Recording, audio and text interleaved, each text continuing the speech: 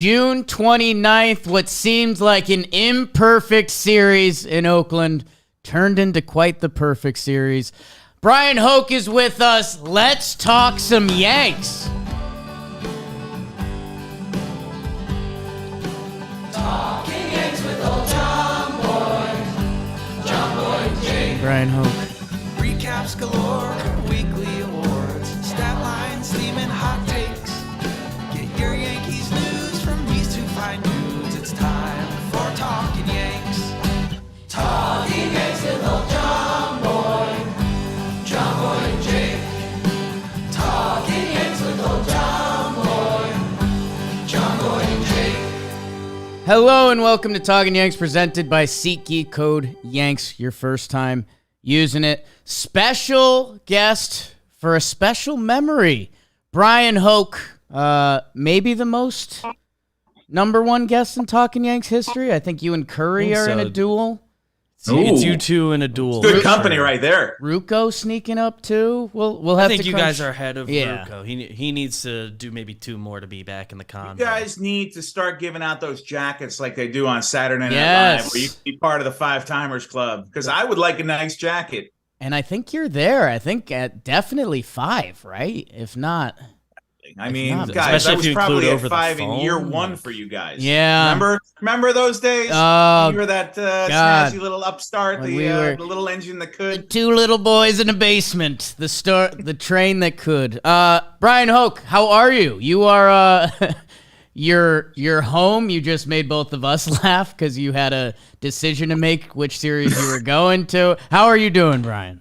Oopsie. Well, if you had told me Domingo Herman was going to pitch a perfect game, I would have picked the Oakland Coliseum. But on paper, kind of figured cross-country flight, not really a sexy series out there. Yeah, I made the wrong call, guys. And so I'm bright and early getting on a plane to St. Louis tomorrow, and I'll be there for the weekend series. But, yeah, I was with you guys on the edge of our seats all watching on TV last night. Well, the consolation prize of not being there is being able to talk about it on Talkin' Yanks. And I was excited to see you, Bryan, because we are doing an event with Joe's McFly, you and myself, talking about your book, 62 at the Strand in New York City. Did I get everything right? You got it right. Let's Yeah, go. July 13. Nice plug there. I appreciate that. Yeah, the book is 62, Aaron Judge, the New York Yankees, and the Pursuit of Greatness. And if you follow me on social media, I've been beating you over the head with it for weeks. I apologize, but got to do everything I can to get this book out. And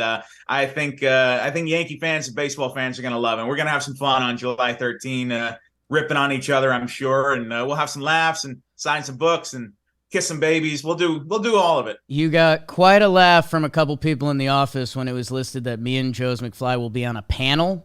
Or I think I forget how it was phrased, but people were like, are you guys going to be okay? And I was like, I think it's me and Joe's talking about the Judge home run race. So we've got that. We don't have much else, but we've got that.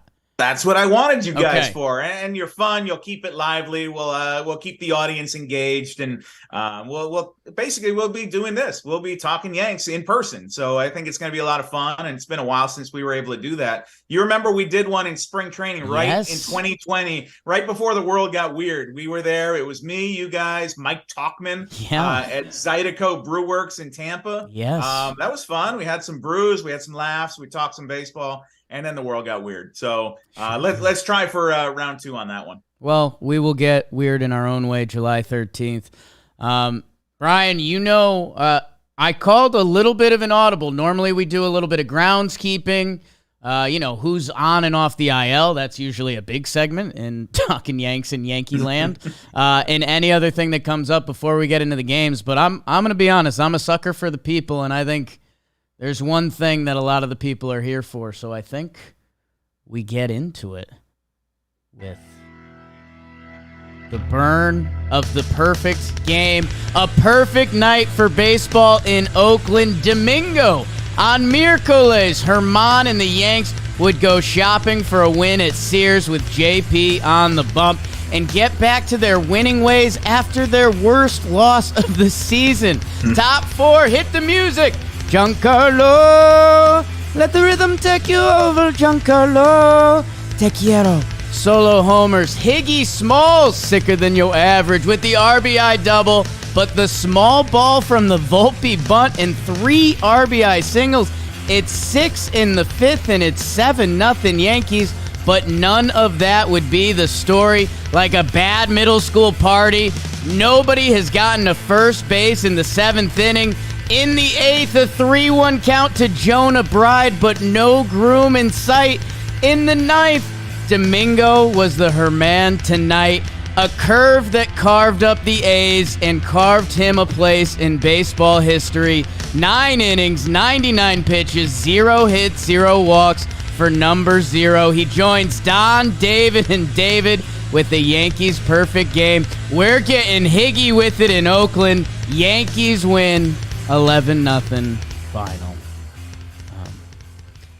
Bryan, that burn was brought to you by Shady Rays. You mentioned you're going to St. Louis tomorrow. I'm going to Chicago, and I'm wearing my Shady Rays all weekend NASCAR event, sure. And I'll be wearing my Shady Rays. And what I love about Shady Rays, their lost and broken replacement guarantee. If I get a little weird in Chicago, I lose these bad boys, I reach out to the good people at Shady Rays. I say, oops, my bad. And they say, no problem. We will send you a new pair. So when you get a pair of Shady Rays, they're basically for life and exclusively for our listeners. With code YANKS at ShadyRays.com, you get 50% off 2+ pairs of premium polarized shades. Summer's full-blown here. It's going to be 100 degrees in St. Louis. Summer is here. Get yourself a pair. Get yourself a couple pairs of Shady Rays. There's a link in the description, code YANKS. Bryan Hoch, you mentioned you were not in Oakland. Whenever there's something like a perfect game, we all have our perfect game stories. I have mine. I revealed it on Talkin Baseball a little earlier today. Walk me through the day, the game. Walk me through the Bryan Hoch views of it. Oh, I was home, so this is family time for me. So I got Penny and Maddie and my wife Connie, of course. And, you know, we were out and about doing what you do on a rare night off. And I had the game on, of course. I was listening to Justin and Susan on the radio. Nice. And then around the 5th inning, I said, something's happening here. And so we got home, and we had just gotten back from dinner. And let's watch the game, and then let's watch it a little more. And then that's when it really started getting interesting there. And I think that's when you don't get up. That's when you stay put. And we were counting outs just like everybody else. And it was cool. You know, it's cool that obviously it's late night for the kids, but they're allowed to stay up when there's a perfect game intact. So they both stayed up for it. They were both up for the final out. They got to watch post game, which is cool. And I kind of had to explain to both of them what a perfect game is and how meaningful that is. Look, there's been 24 in the history of Major League Baseball. I haven't seen one since 2012 and King Felix. So I told Penny, who's now 6 going on 7, this has not happened in your life yet. Yeah. And it was pretty cool that a Yankee did it, which is, of course, her favorite team. So, no, we had it became a nice little family moment for us, no doubt. Well, that's Bryan, that's pretty cool, man. Like, you know, as someone who's gotten lucky enough to know a lot of the beat writers and stuff, the job can be tough sometimes and grueling on the road in that lifestyle. The fact you got to enjoy it with the family, that's pretty cool, man. Yeah, it was, you know, but I'm not going to lie to you.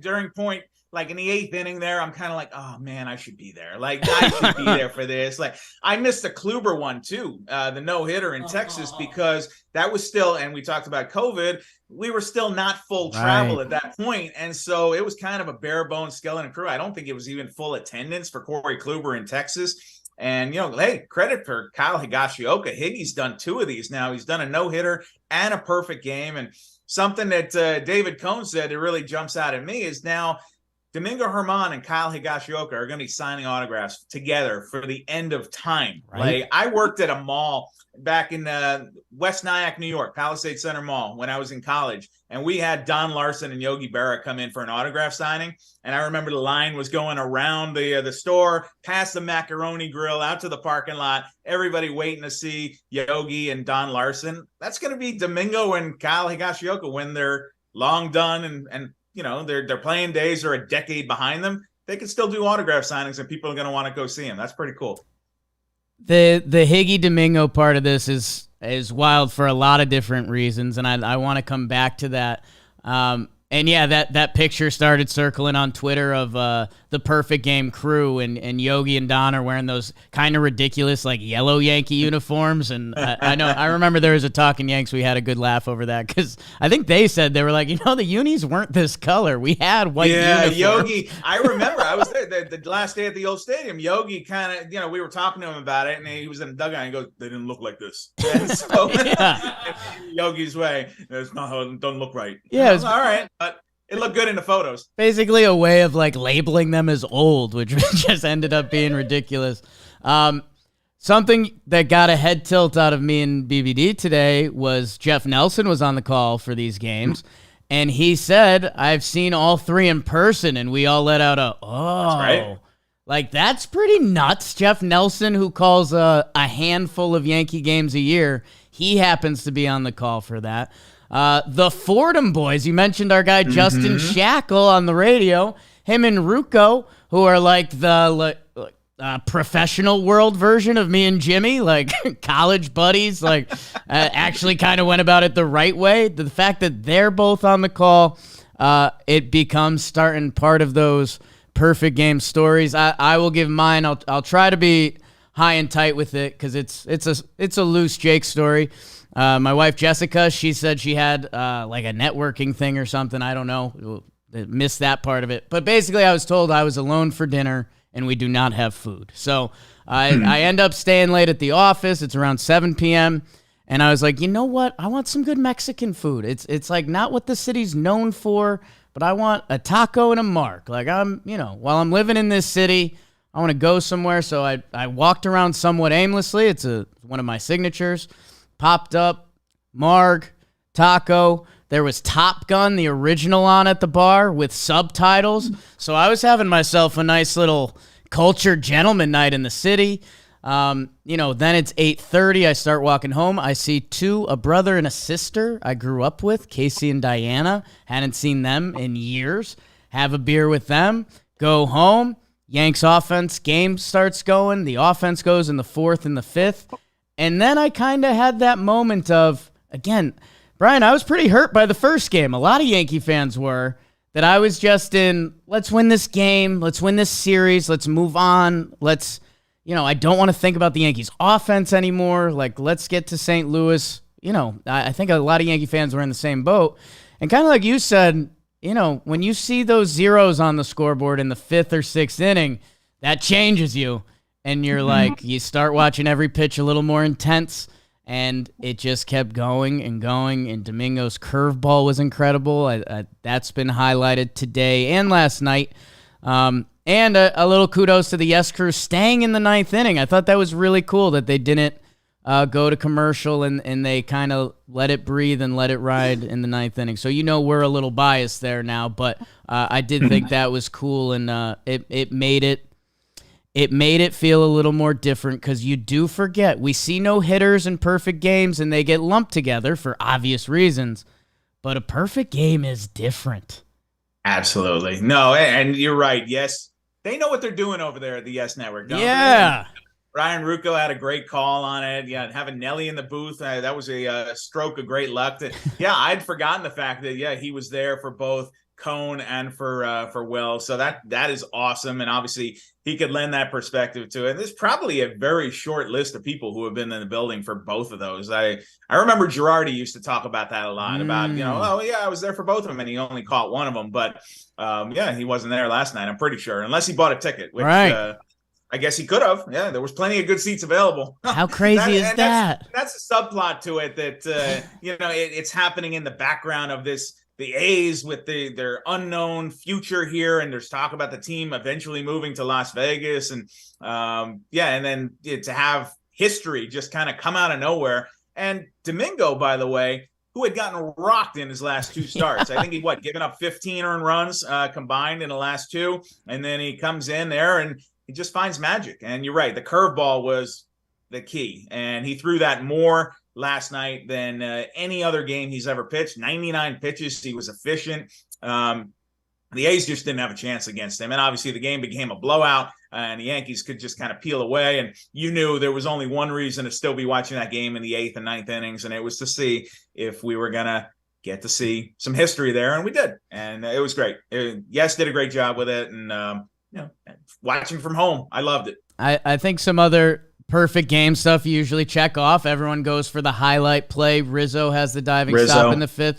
I think if we went through all 24 perfect games and we did best defensive play in that game, it might be like 15 to 20 range. I don't even think it's a top 10. It was a good play. I've seen Rizzo make better plays, but a ball like that, it's a play that I expect Rizzo to make 9 times out of 10, 99 times out of 100. I mean, it was a ball, to his left, a ground ball. He smothered it, and he made the play, and he did what Anthony Rizzo was supposed to do. So that speaks to Herman and how in control he was. Like if that was the closest they came to getting a hit, I didn't like their chances last night.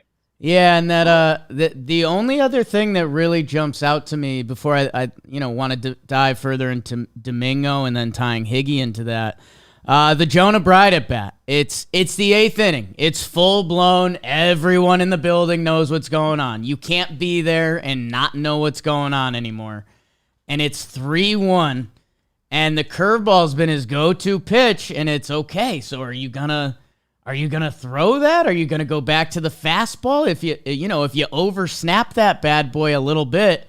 And for me, that was the big moment of kind of really remembering the difference between a perfect game and a no-hitter fully. Like the fact that if he bounces that pitch, the bubble is completely burst. Like the no-hitter could still happen and it'd still be exciting and all of that. But the perfect game bubble is just a little different, and he locks in and he throws a couple great ones in there that I was like, wow, that takes even in front of a third empty Coliseum, 12,000 people, to have everyone getting loud, everyone knowing the situation, and having to throw a couple in there. That's always something that I find just crazy impressive. You know what I always say? Stick with the girl you brought to the dance, right? And the curveball was his best pitch tonight. The reason we're talking about a Domingo Herman perfect game is because his curveball was on, and the secondary pitches were fine, but the curveball is the reason he threw a perfect game. And so I think credit to him for recognizing that, for understanding that was his go-to pitch, and it was the pitch he obviously had the most confidence in, even with a 3-1 count. And obviously if he bounces it and he winds up walking the guy, I mean, he probably still throws a no-hitter, and we're still probably having this close to the same conversation. But yeah, that definitely jumps out to me as a moment that we're going to be talking about there is, wow, he had so much faith in his curveball that he threw it on a 3-1 count there and lived to tell the story. Now, there's a part of this that has to be talked about, and it's not normally where people go to Talkin Yanks for their information, but it's also, you mentioned, and I made the joke about the two little boys in the basement talking Yankees. One of the first things we ever... Excuse me? What's that? Excuse me? Did I join this already in progress? Did I miss something? I think those were my words. I don't know.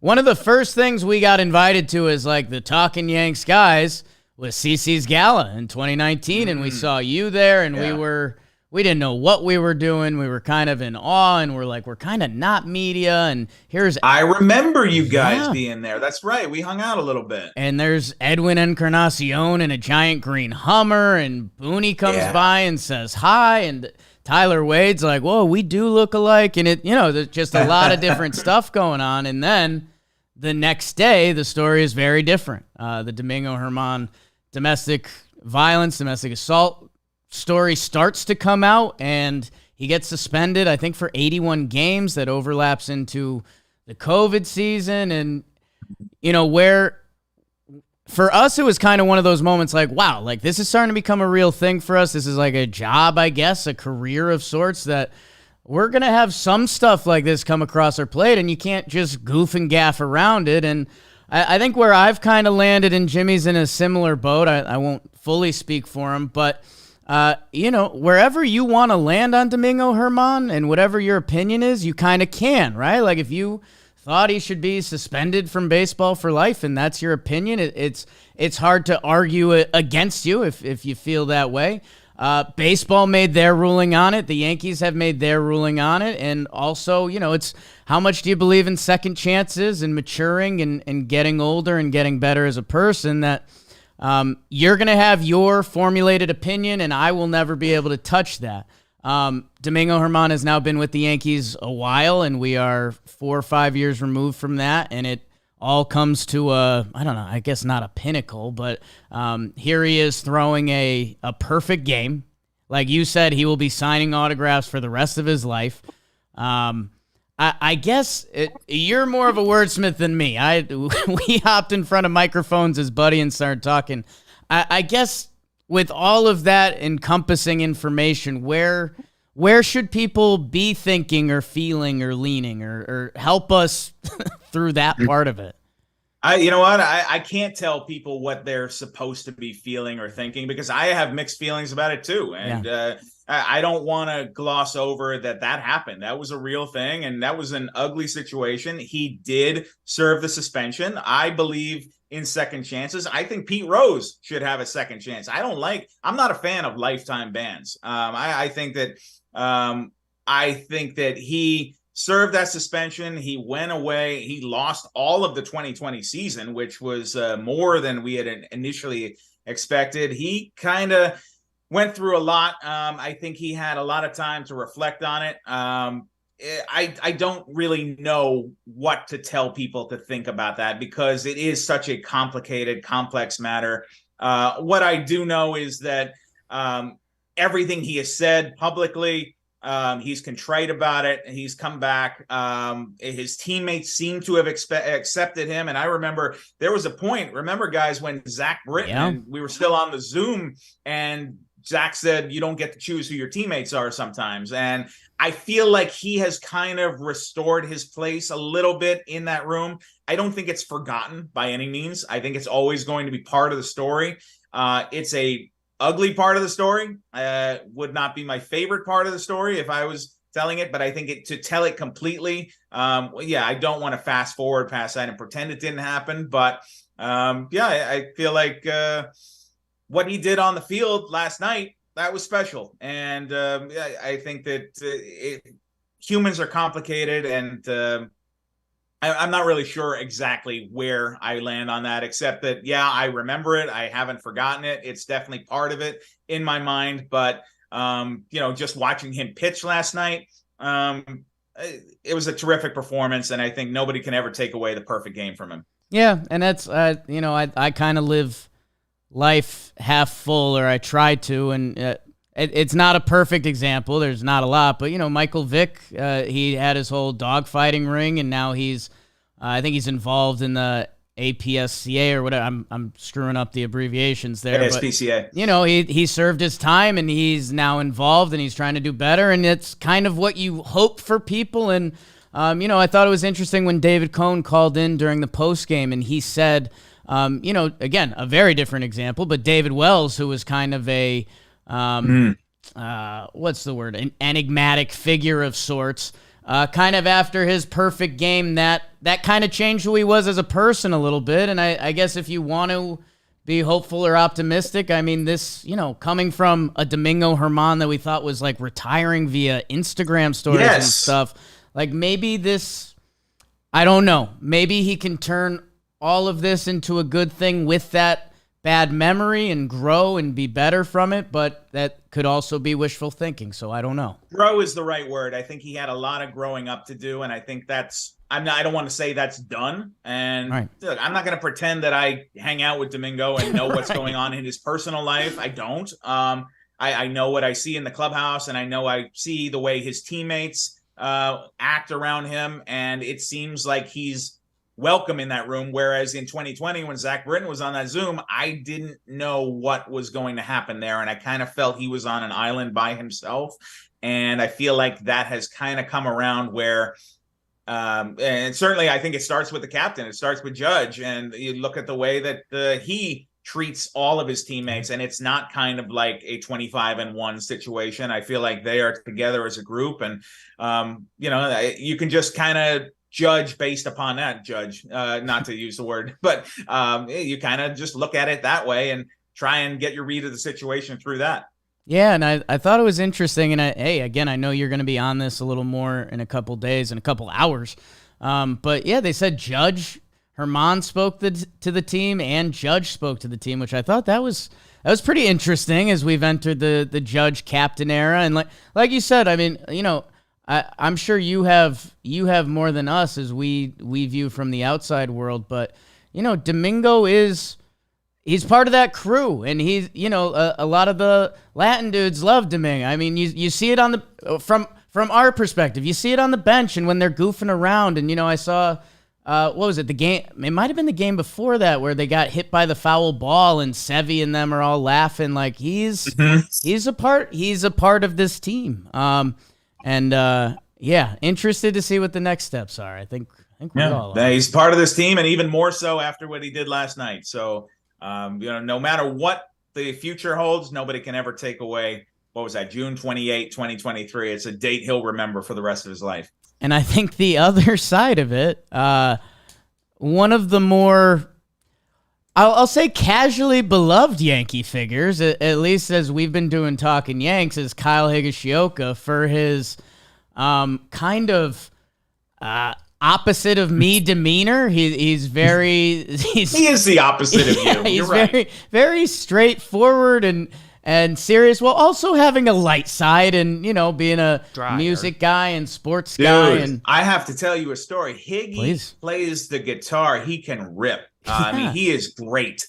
We were in Seattle, what was that, a couple weeks ago, maybe a month ago, and there was an electric guitar in the clubhouse, in the visiting clubhouse at Safeco Field, or I'm still calling it Safeco. I don't care what it's called now. It's T-Mobile Park. Yeah. And it was signed by Eddie Vedder, and we were kind of checking it out, and Garrett came over, and he said, hey, you guys want to hear me play? And I was like, yeah, sure, of course. He's like, do you like Bush? And he started playing some of the songs from Bush, and I think it was Glycerin. He started playing some licks from it. It sounded good.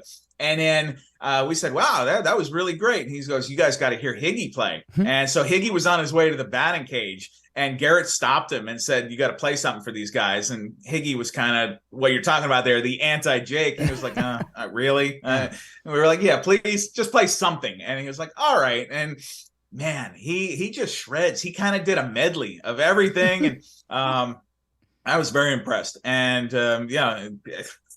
multi-talented guy. And I actually think that if he wanted to play guitar professionally, I think he could get there. I think he's got the skill set for that. And so that was really cool. That was one of my favorite moments of the season so far. It's just kind of watching Kyle Higashioka drop his bat, takes off his batting gloves, and starts shredding on the electric guitar in the clubhouse. It was cool. I wish I could have taken video. No video allowed in the clubhouse pregame, but I know, I'm sorry. Hey. But it was definitely a moment that I feel like the world should have seen. That video is for you. And I do think there's a fun aspect to this with these two that are, Higgy is the longest tenured Yankee. He's 33. He's been on the big club for part of 7 seasons, drafted out of high school. So, you go back to 2008. Like, think about, you guys don't have Where were you in 2008? I was just going to say, I graduated high school in 2007. So I was. All right, I'm out of here. Yeah, I knew you did. Yeah. I knew. BBD? Nice talking to you. I graduated 5th grade in 2008. So, think about where everyone was in 2008. Higgy has been with the New York Yankees, and being real about it, he's been mostly a backup platoon catcher, which isn't normally a profession where guys stay that long with one team, especially anymore. I think a little bit back in previous baseball years, if you kind of had your guy, they but now with modern baseball and always trying to get the edge and who's next, that you're walking a tightrope sometimes. And Herman, for everything else we just mentioned, these are two guys the Yankees kind of stuck with for a while for very different reasons, and here they are, and like you said, now they are connected literally forever. Yeah, it's cool, and I contrast it with the Kluber no-hitter, where it was cool to see, but Corey Kluber was not a lifetime Yankee. He was kind of a mercenary, a hired gun who came in there and just to help out the pitching staff a little bit. And yeah, to have two guys that you signed and developed and brought up through the ranks of the minor league system. And yeah, 2008 guys. I mean, I was covering the Yankees in 2008. I was a fresh-faced 25-year-old. Yeah, I had some hair then, guys. That's how long ago that was. Yes. Yeah, and that's not the case anymore. So yeah, closing of the old stadium, 2008. Boy, and that brings us full circle to Yogi Berra sitting there in the uniform saying, "This ain't what it looked like." Look at that! Look at that! Full circle. I guess Bryan, as we cover the rest of this series, is there anything pressing about the perfect game or any of it that you think we need to hit now before we move on? About the perfect game? Oh gosh, guys, we could talk about the perfect game for the entire hour. So no, I'd rather move on to some other topics because there's plenty of else we can talk about here. I want to talk a little bit about Josh Donaldson because I feel like that's an interesting storyline that's happening here. And back on that last homestand, we had that closed door chat with I'm sure maybe they were just looking at highlights of the 2003 ALCS. I guess that's possible. They said they were just talking about baseball things.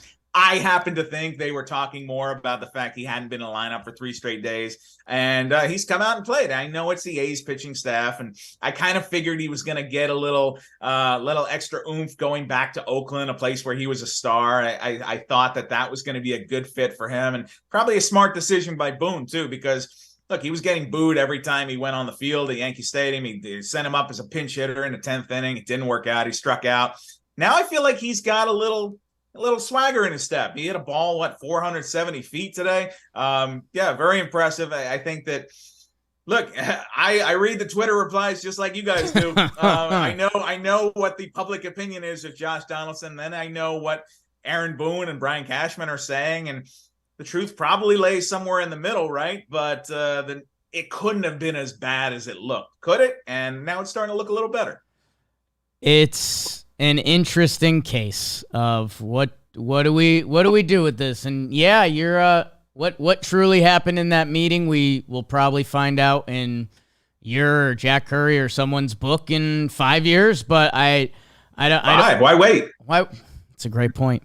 If they win the World Series, it's that's true. Well, that's that phrase hasn't been on the. You've been in the Twitter replies, and not a lot of fans have been saying if we win the World Series, except gotta be in it to win it, right? You get there as a wild card, and what did Derek always say? You gotta be the hottest team standing in October, and so the hottest team always wins. And what if they are the hottest team? I don't know.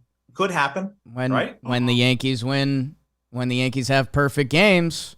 You get Carlos Rodon back. You get Aaron Judge back healthy at some point. And then August is looking really great. And September is looking great. And you're the hottest team. Maybe you settle for the wild card, but you get in and make some noise in the playoffs. What else could you ask for there? I think that's the best case scenario. Can I guarantee it's going to happen? No. But look, the last 3 times the Yankees have pitched a perfect game, guess what happened? They won the World Series. Why not? I guess you opened up the Donaldson can of worms, and I want to, we've discussed it a lot. I mean, for me, just to give you kind of where I'm at,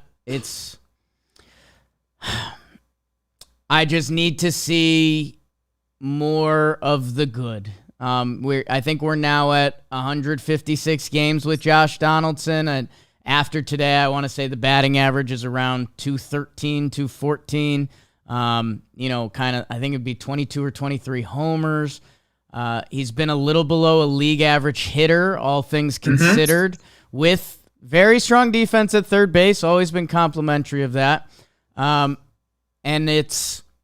I don't know, because the catcher position got mentioned briefly, and the Yankees have played their hand there, and it may be the right hand. I mean, look what Houston's done with Maldonado. It's not a very different concept, right? Control the value you can gain by stealing pitches and stealing strikes.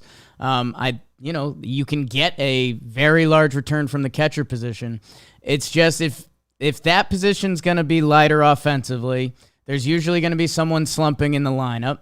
And if you have, a position like third base that's traditionally a hitting position, and you have a guy like Josh Donaldson, the homers are cool. I won't put them down. 472, that's Giancarlo, that's Judge land, that's all of it. And I know you mentioned this spring training that there were some whispers around camp that, last year he was banged up and the shoulder was hurt. And yeah. So I don't know, and we'd love to know what happened in that meeting. And well, you guys had Boone on, right? You and Jimmy had him on. So what did you take away from that? we prodded a little bit. I think we did get out of him that, he was trying to do it. It was a normal conversation. We talk a lot. And I think we did get out of 45 minutes. I think we did get out of him. It was, not a normal conversation, and this doesn't always happen. I think Jimmy's best theory, and I don't know if I'm blowing up his spot right now, was that they might have given Donaldson an ultimatum of sorts, whether it was this road trip or whether it was leading up to the All-Star break. Kind of, we put you in timeout. We'll run you out there, and we got to be honest. For what we're trying to do this year, you got to show us. You got to show us the goods. I think that's a pretty good guess. We never knew if the Yankees would truly make a move on Aaron Hicks. They did that this year, so I think there is now belief that they'd be willing to do a move. We saw them move on from Joey Gallo right before the trade deadline. It's hard to not think that something like that was accompanied in the meeting. And I guess if he goes nuts, if he plays really well these next few weeks, it becomes some mental hurdles for Yankee fans, because if we hit August 1 and he is on the team and then say he goes into another slump, I think we'd all feel just like a little bamboozled. Like, how could we, with this amount of data, how could we have been, I don't want to say tricked, but believed into this? So that's kind of all of my thoughts on the platter. Not to sidetrack you, but Please. You mentioned Aaron Hicks, and you knew that was going to happen, right? Oh, yeah. You knew he was going to go somewhere else and play like an MVP, an all-star candidate. Oh, just filling in for Cedric Mullins. Don't mind me. Goes in division. It's That's all what was about the gonna happen. facial hair, guys. It is. He immediately grew a goatee, and he's going out there and raking. I think he's cooled off a little bit, but still, it's crazy. I never, you know what? When they DFA'd Hicks, I gotta say, I kind of wondered, is anybody going to pick him up? Like, I kind of wondered, and then it wound up being Baltimore in the division, because I knew that they were going to have to, whoever was going to pick him up was going to have to give him an opportunity to start, because the Yankees would kind of make that case on the way out that, hey, he can't handle being a part-time player. That was part of the deal when they DFA'd him, was kind of, he's not built for this. He needs to play every single day. And it was kind of like looking around the league, who's going to give him that opportunity? I didn't realize it was right under my nose here in Baltimore. And the Yankees are going to face the fighting Hicksies coming up. I think 4th of July, right? Yeah, that's right. 4-gamer. That'll fighting Hicksies are coming up. So man, that will be interesting. If he puts a charge into one, he may let the crowd know. He's going to be making bit. those target field diving catches in the outfield. Man. Like, he is going to be playing out of his mind in that series. What a world. Bryan, we do have some stuff that we do regularly on these episodes. Pride of the Yankees, Yankee MFer, some awards. We'll navigate that properly. And I've been called the Yankee MFer. I was going to say, in my life. Just reward it to yourself. I don't know. Maybe I will. And this second half of the show is sponsored by BetterHelp. Sometimes in life, we are faced with tough choices, and the path forward is not always clear. Man, is that true? And whether you're dealing with decisions around your career, relationships, anything, therapy could be the right move for you. And if you're thinking about giving therapy a try, BetterHelp is a great option. Convenient, flexible, affordable, and entirely online. And this is the part I like. You fill out a brief questionnaire, and you'll get matched with a licensed therapist. And hey, feel them out. If you're not about it, you could switch therapists anytime for no additional charge. Let therapy be your map with BetterHelp. Visit BetterHelp.com/Yanks. Get 10% off your first month. That's BetterHelp, HELP.com/Yanks. There's a link in the description. Go check it out. With that. Pride of the Yankees. Pride of the Yankees. Pride of the Yankees. Yeah.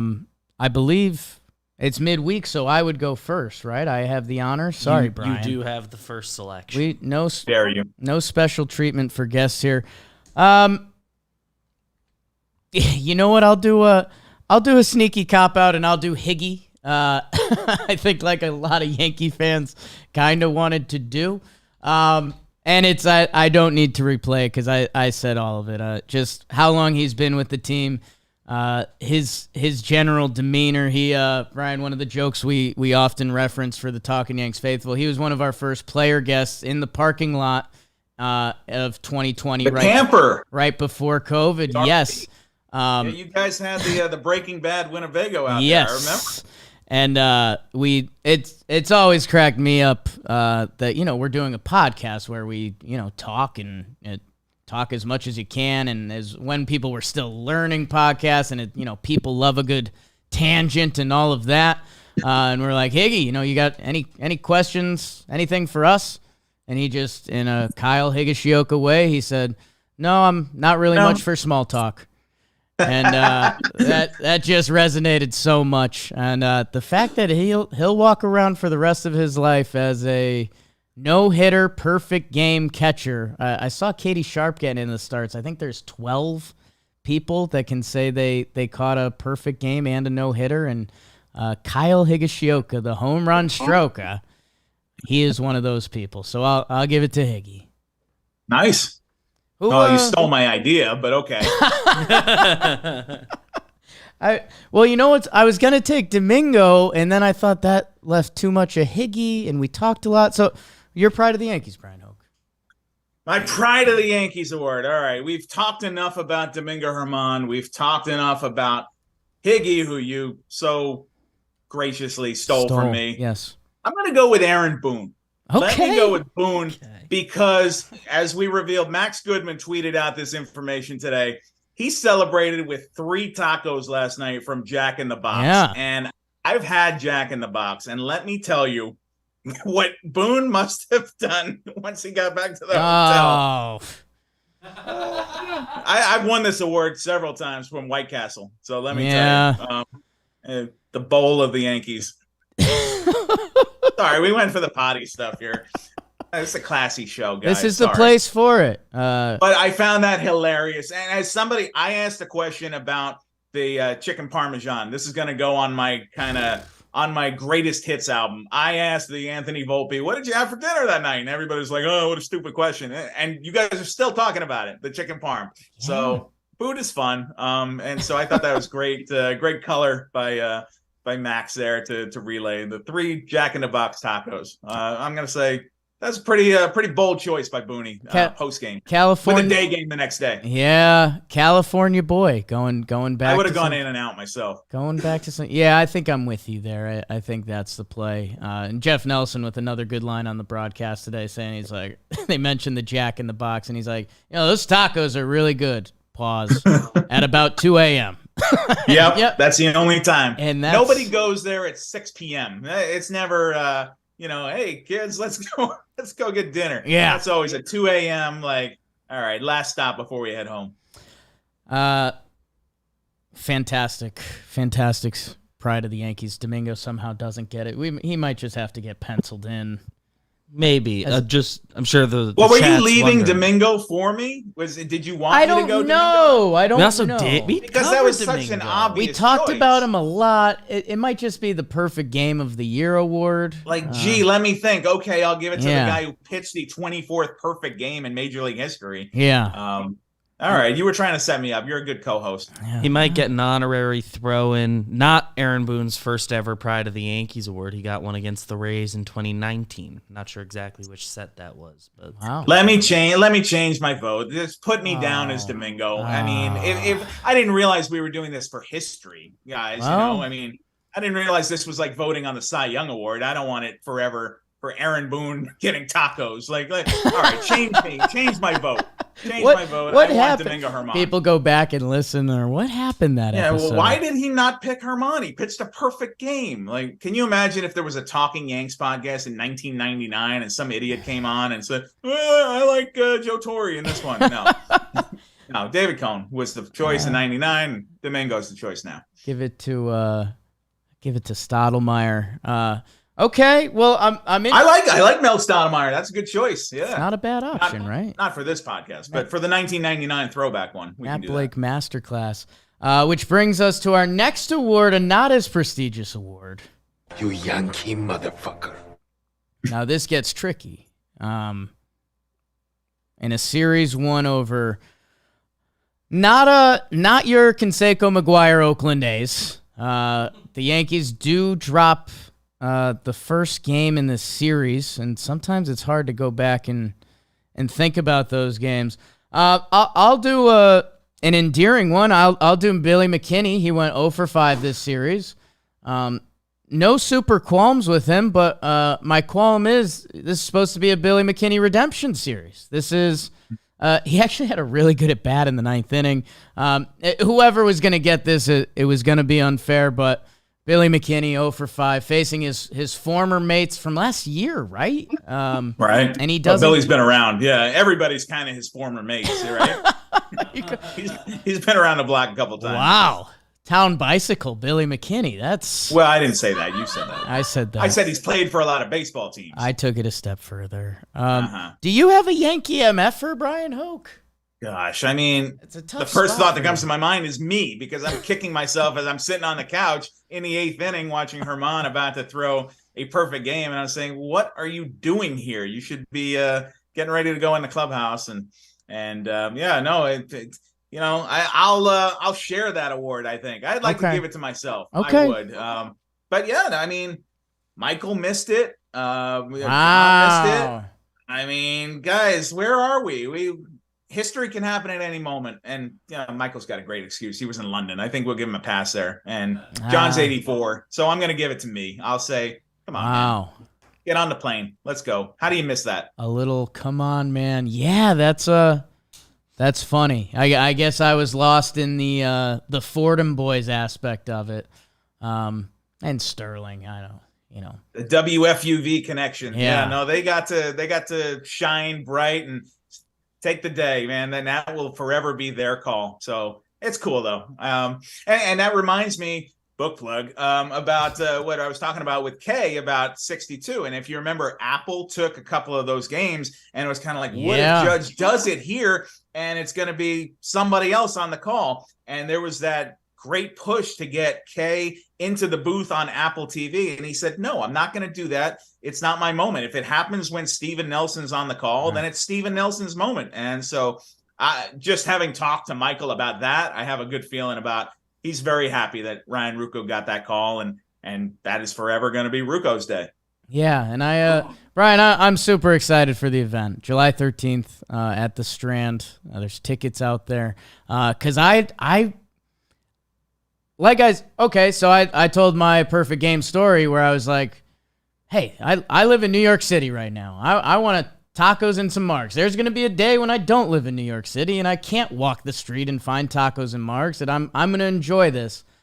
It's coming, man. Let me tell you, it's coming. I know. The weight gets heavier every day for Frodo over here, but when the home run race was happening, I was like, I have to go to these games and be a part of this, and I'm going to tell stories for hopefully many years about this. And I have some good exchanges because that was the year I was welcomed with a press pass on occasion. That some of those games, being in the press area before the game, it was kind of stressful.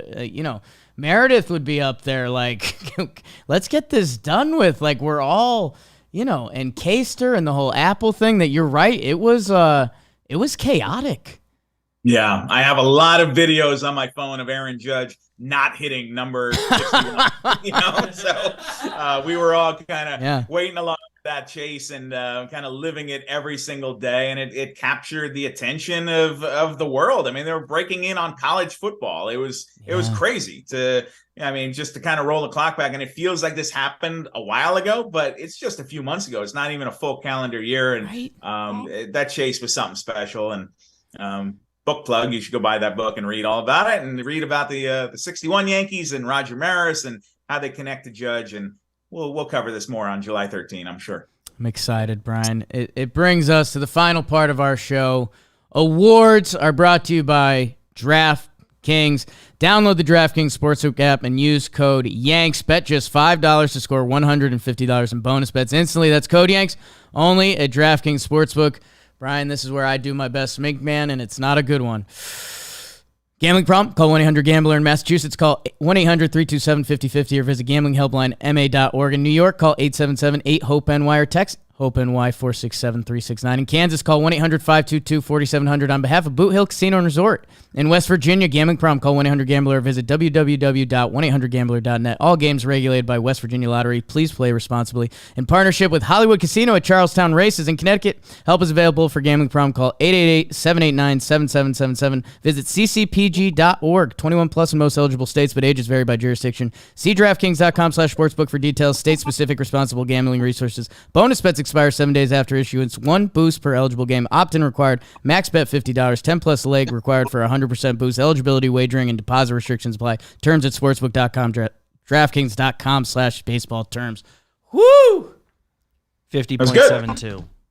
You nailed it. Wow. That You're proud.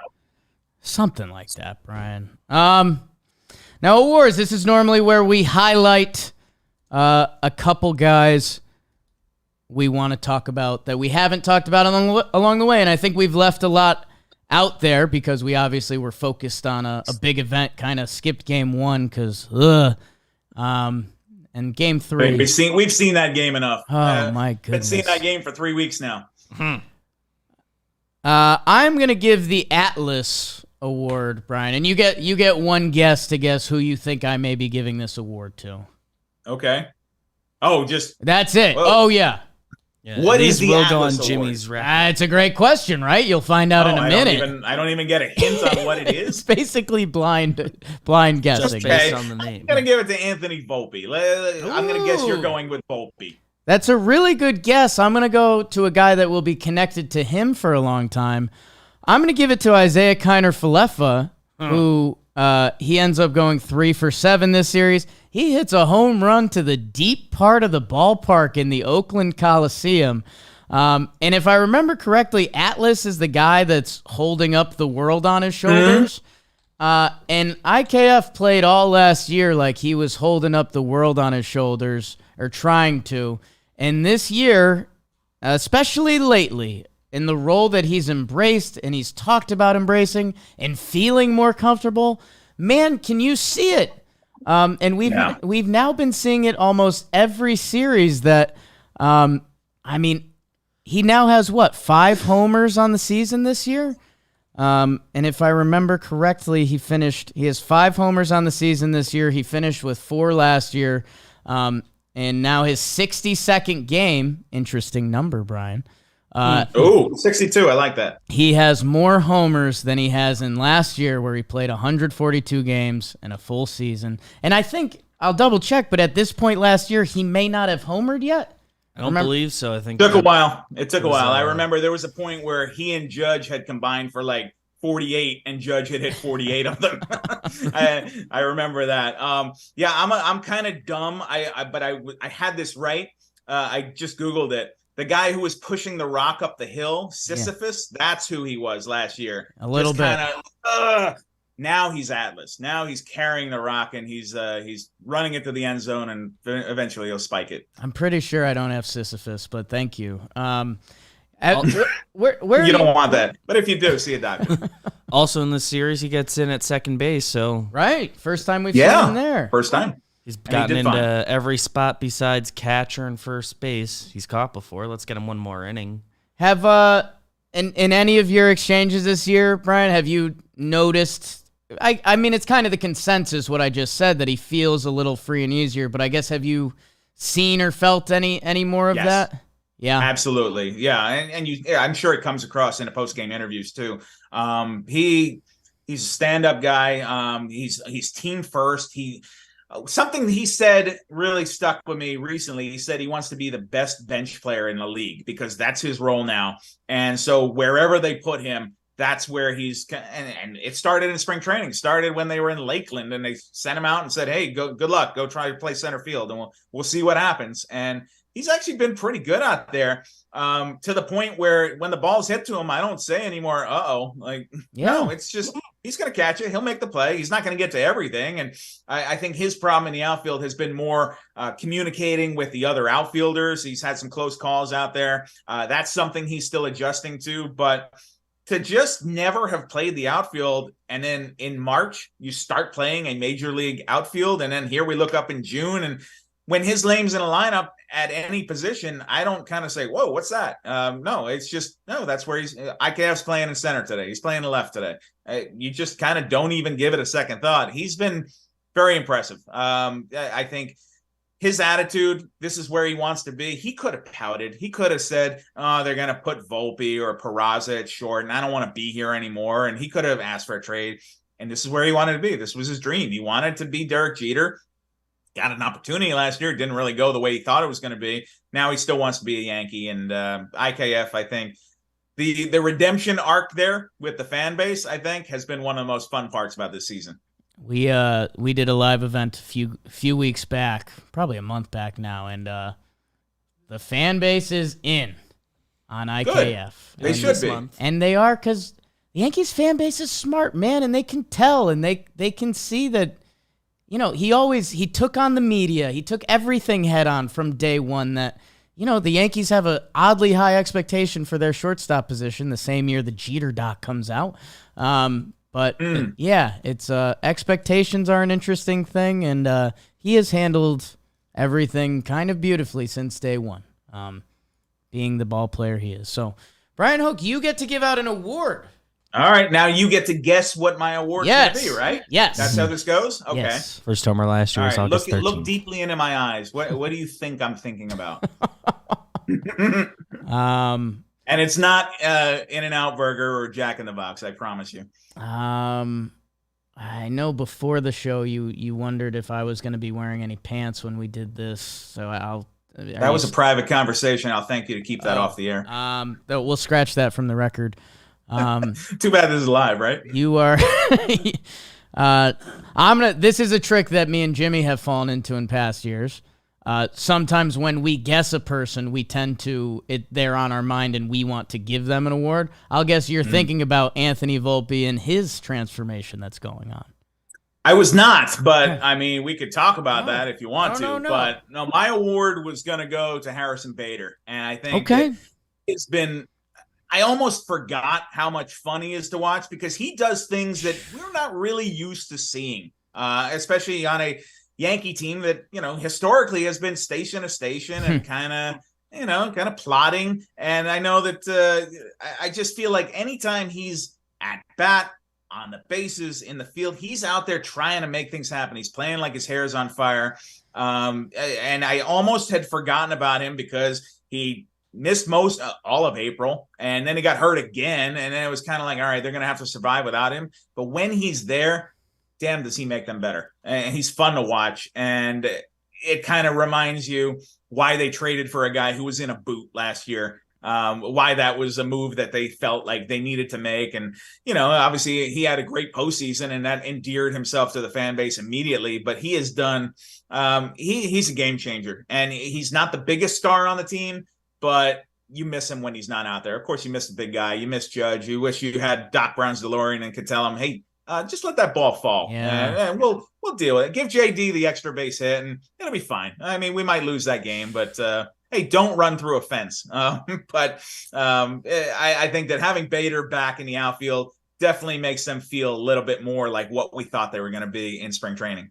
Or maybe we don't need cement at the bottom of the walls anymore. I still have. Don't do that either. Yeah, it's 1962 vintage ballpark. Maybe we could do something about that. You know what, though? He has had bad luck with those vintage ballparks. Remember his rookie year in 2017? 2017, I think. Early on, Fenway Park, he chased that ball down the right field line. And he flipped over that little fence there. And Fenway, which of course was built the year of the Titanic. Right. Yeah, and he hit it hard, and it kind of messed him up. Is that too topical, too soon, by the way? Brian. That's too soon? Yeah. Oh, all right. We don't say the T word here. Sorry, my bad. Great movie, though. Great movie. I saw my first breast in that movie. And now it's getting late Talkin' Yanks episode. Kate Winslet. That was your first, huh? Yeah. Good for you. Thank you. Good place to start, buddy. Thank you. I thank you, Susan. Anyway. He's not good.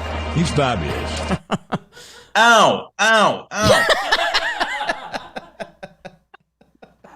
How amazing was You guys that? have seen that Z100 clip, I'm sure, right? I've played that about 1,000 times where they've got him with the black box. Ow.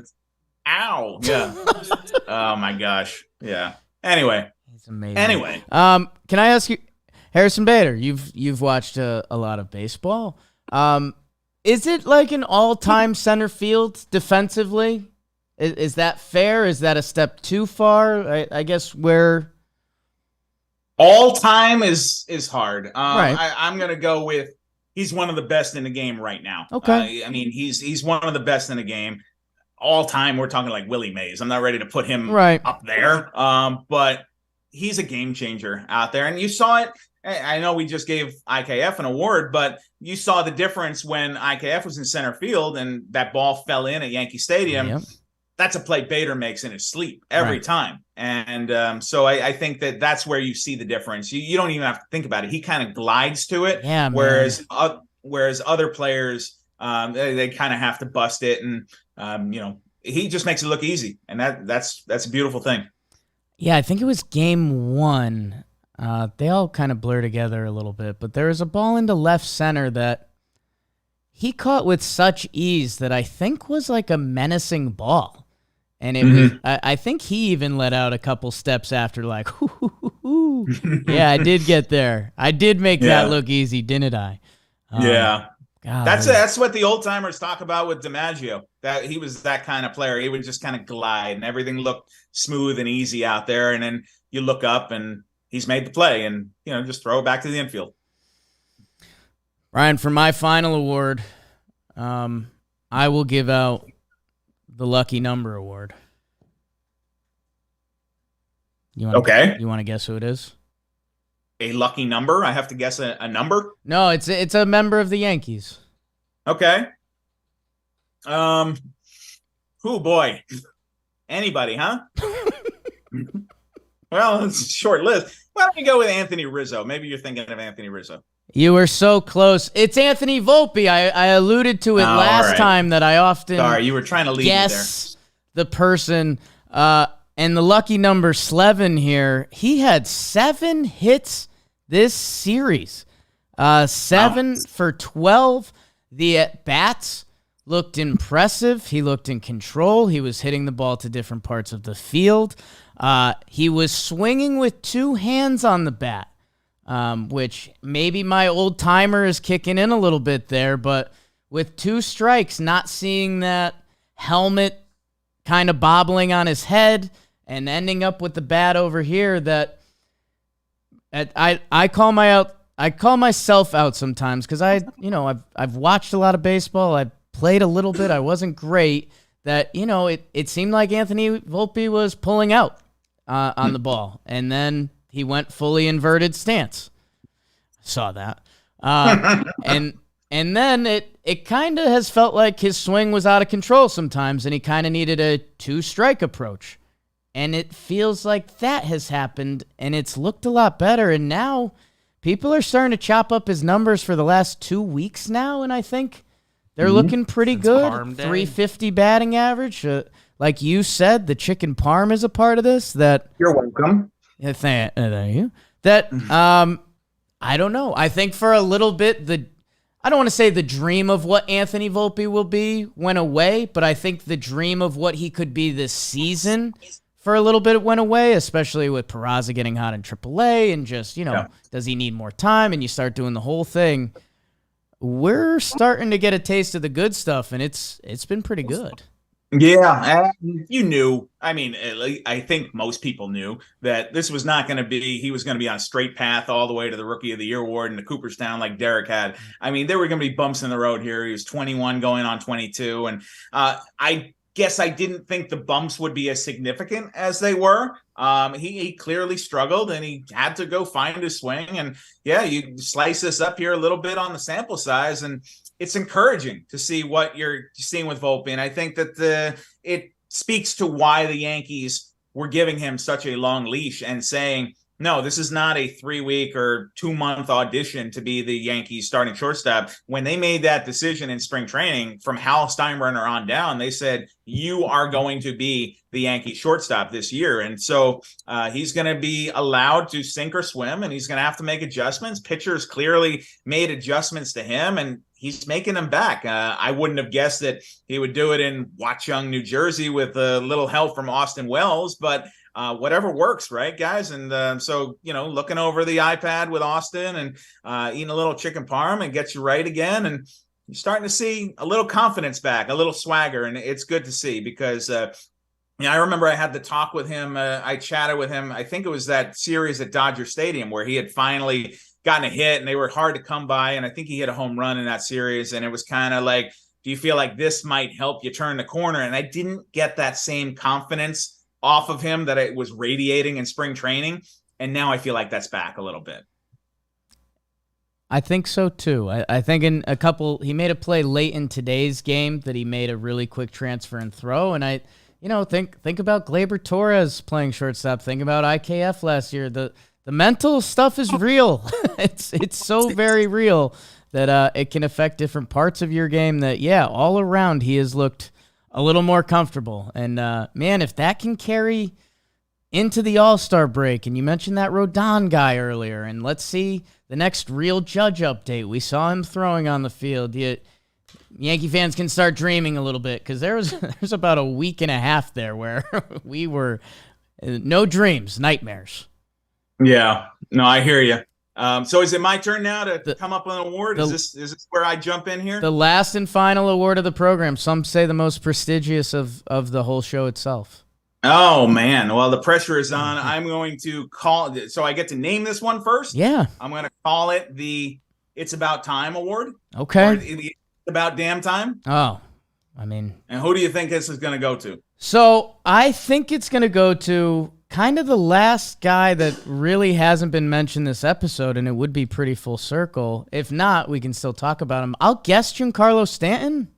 Mm-hmm. Yeah, absolutely. And I think that, obviously I'm taking it from what he said last year when I think it was home run number 60 when Judge hit 60 and then he hit the walk-off grand slam. And I remember we talked to Stanton and said, what were you thinking? What was going through your mind there? He said, it's about damn time. And I feel like he's been so stand up about it. Even on the homestand, we kind of said, hey, you had I don't even remember what it was. He had an RBI hit or something. And, hey, you think this is going to get you going? And he goes, it's not enough. Not yet. And I think now you're finally starting. I know it's the A's pitching staff, and it happened in a blowout game that Domingo Germán just happened to, pitch a perfect game in. But he did hit a home run, 3 RBIs in that one.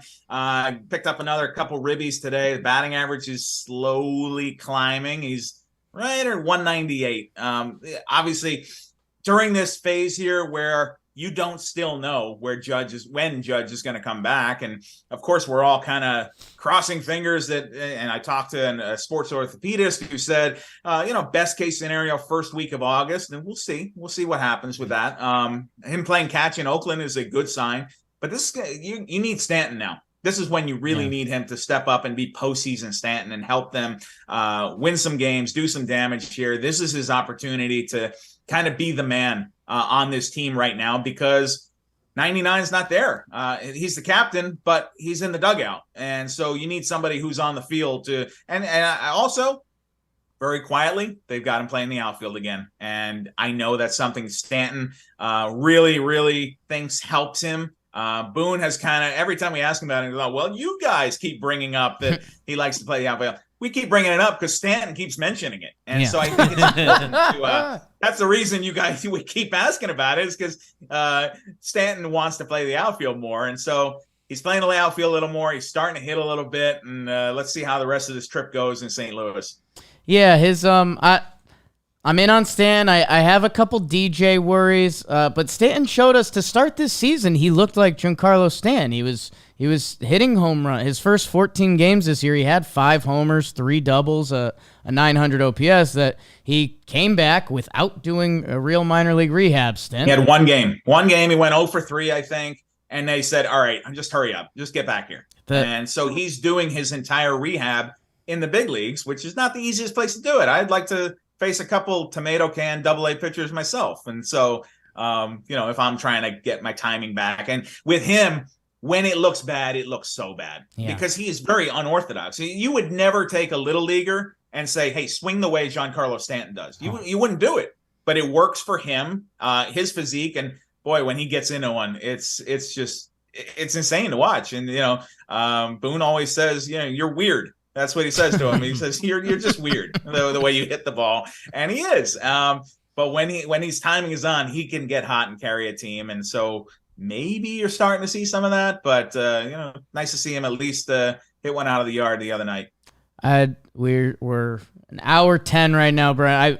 Closing off on Stanton, I do want to ask you, because I think this is a baseball person opinion, and I don't think there's a truly right answer. But I guess how much do you believe in the playing in the outfield thing? Because there's now some numbers that do back it up, and I don't know if you just think about anything you do in your life, being more active routinely between taking 4 at-bats or I'm not taking a lot of 4 at-bat days, but you're jogging and you're active. Like, it feels like there's something there. Yeah, I agree. But the fact is the player is telling you there's something there. And so you got to listen to him at some point and say, there's a push-pull there. If you're the Yankees, do you want him playing the outfield 7 days a week? I don't think so, just because of the injury risk. But there's got to be a way that he can kind of be balanced in there and get some reps in the outfield and, get a DH day here and there. That's what they were doing with Judge, too, when he was healthy. He plays the outfield most days, but he also gets those DH days, and you kind of rotate it. And I think that's the best roster construction, where you don't have a set DH, a guy who's just going to DH every day, and he lives down in the batting cage, and then he comes out to take his 4 or 5 at-bats a night. I think it's better for everybody when you get that time out in the field and can kind of feel like you're contributing a little bit. I think that there is definitely something to that. It makes sense to me, which I don't know. I don't know what that means. Bryan, I think we covered a lot of it. There's, like you said, we could spend another hour on the perfect game if we really wanted to, but I think for a midweek Oakland series, I think we squeezed a lot of juice out of this orange. And thank you.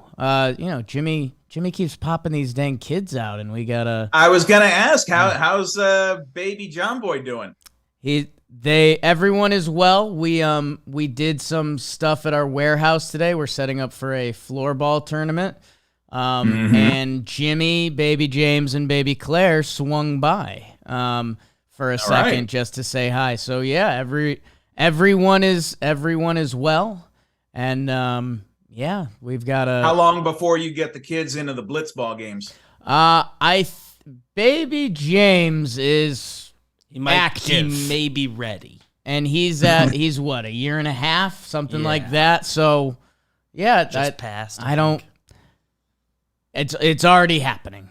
Start them young. Before they get out of diapers, they got to be playing blitzball. If this game is ever going to take off and be the sport of the next century, you got to start them all young, guys. That's what I keep saying. We gained another Talkin Yanks subscriber, kind of in an unorthodox way. So hey, as long as if we keep growing, no, Jimmy's in good spirits, and I think if you see his Instagram, he's had some big old smiles on his face because now he's got a baby boy, baby girl. I think he's a little less work stress for a little bit, and enjoying his family. So no, we're all good over here, and it's going to be very interesting couple weeks leading up to the All-Star game, a very interesting couple weeks leading up to the deadline for all of us Yankee fans to kind of everyone's trying to see how much they're going to sink their teeth into this team because we've had some low moments, and the offense has been tough at times that I don't know. Yankee fans are also smart enough to know that